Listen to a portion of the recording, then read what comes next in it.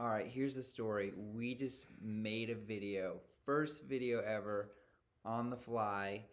I work in dermatology as a PA. I don't work, but I've got a lot of knowledge. She's applying for a job I'm now. applying for a job. So So that's her who credentials. knows? We made this video on the fly. We're like, hey, let's try it. It's kind of more as a joke.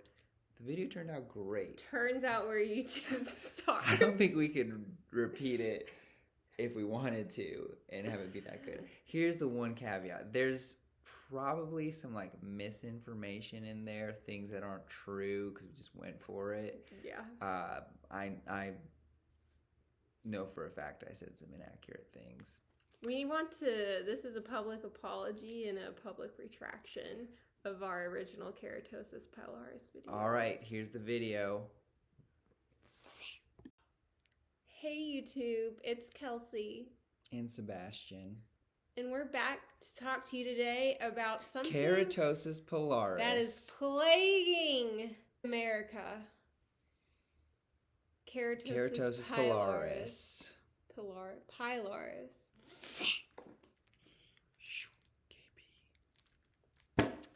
So, why don't you tell your story about KP? Sure thing. Well, growing up, I always had these tiny bumps on the back of my arm, and I didn't think much about them at first, but as I became a teenager and started going out on dates, guys would rub the back of my arm and say, "What are those bumps?" And I didn't know what they were until I started working in dermatology and learned they were called Keratosis Pilaris. My story was no experience with them until I was dating Kelsey and we were watching Friday Night Lights. I was rubbing the arm and I was like, what the heck is going on? And she was like, oh, it's just a skin disease. Don't worry about it. And I was like, nah, bruh. Just kidding. It was fine. So after several years of counseling, I've learned to accept this aspect of myself. But today, we are coming at you with the knowledge of maybe how to treat it. Now, first, let's start with what is it? So here's a little information about your hair. Your hair root is underneath your epidermis in the dermis layer, and it has to come out of this little hole. So you can kind of see it on the surface. So that hole, or that orifice, as they say in the medical world, gets plugged. It gets plugged with keratin, retained keratin. What's keratin, they might ask? Keratin is like dead skin cells, basically. Why does it happen? I don't know if we know. Just looking it up right now, honestly, and I don't know why. Does anyone know? All right. It's a mystery of life. So, how is it diagnosed? Clinical diagnosis. It's honestly pretty obvious. It's little bumps on the back of your arms, back of the legs. Here's the thing, it can happen other places too. I've seen it on the face.